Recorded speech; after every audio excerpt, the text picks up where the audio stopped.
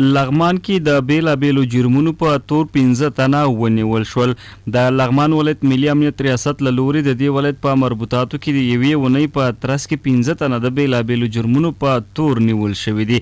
د لغمان د والي ویان د اسدالله دولتزي پر وینا د دې ولایت په بېلابېلو سیمو کې 2 تنه نور آغا او احسان الله ماینونو سره لاس په لاس او همدارز 3 تنه نور خیبر نصیب الله او عارف د یو شمېر نورو جرمونو په تور نیول شوي دي.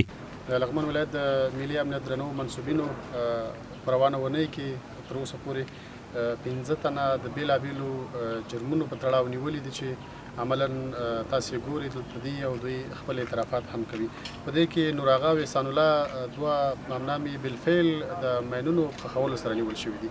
تر څنګ یې پاتې 3 خیبر نصیب الله او عارف دا 3 واړه د وسلوالو سره د اړیکو د امنیت د مغشوشولو د تورستي او ترهګریزو پیښو او بېلابېلو جرمونو په تور نیول شوي چې دوی په خپلو جرمونو اعتراف کړی دی. نیول شوو کسانو په خپلو جرمونو اعتراف کړی دی او په ملي امنیت ریاست کې د نورو پوښتنو لاندې دي. نوم مې نور آغا د پلار نوم مې رحمت الله د نیکه نوم مې بید الله د قرغیو ولسوالۍ د ترخیلو د کلي اوسېدونکی یم.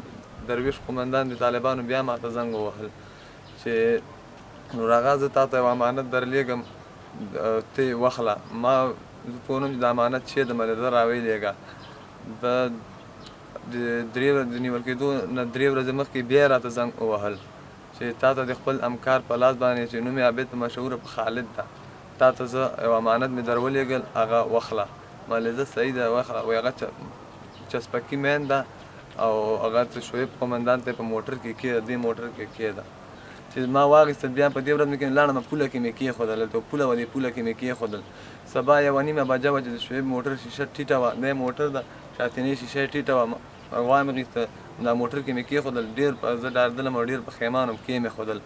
بس د هغه شو زه لاړم بازار ته یخ مې راوړ او بېرته راتلم کور ته. سبا 10 بجې وې چې ملي امنیت مدیر معلم قسیم راغی ما ته. زه دیره کې ناست وم ونیولم 10 بجې وې چې ما ته ویل تا سره امانت ده تا سره چې دي ما ویل ما سره چې ما ته چسپکي مینې رالېږلی ده او دغه نفر دي ما سره او دغلته مې ایښی. ما ورته اول نه اقرار وکړ چې دغه څه چل ده او زه یې ونیولم دې ریاست ته یې راوستلم. زه د خپل په کار باندې ډېر پښیمانه یم.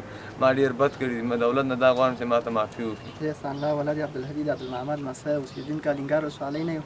اوسېږو شرقي شان اتحاد کلي کې. یعنې نن اته کاله مخکې موږ شاګردي کوله په مستریتوب کې شمشیر استاد سره موږ سره ولکه او ملیار په نامه لکه اته کاله مخکې هغه موږ اته کاله شاګردي کوله. هغه نه پس راغلو موږ مستریتوب پرېښوده. مارش خواني شروع کړه. هغه بېرته لاړ طالبان وسلوالو سره سو. کله چې طالبان وسلوالو سره سو هغه بس روز هفته بله ورځ چینچار پل ته زه روان وم. بله ورځ ودرم ما ته ویل چې ما ورته چې دریش خواني کوم خپله غریبي کوم. ما ته خپل لمبر راکړه. ما ته ویل چې دغه لمبر دې ما واخله او څه مشکل یې هغې ما ته غږ کولی شي. ما ورته ویل زه صحیح ده. هغه ما کله چې لمبر واخیسته بله ورځ ما ته زنګ ووهه. ما ته لرې شه کلټکې ته.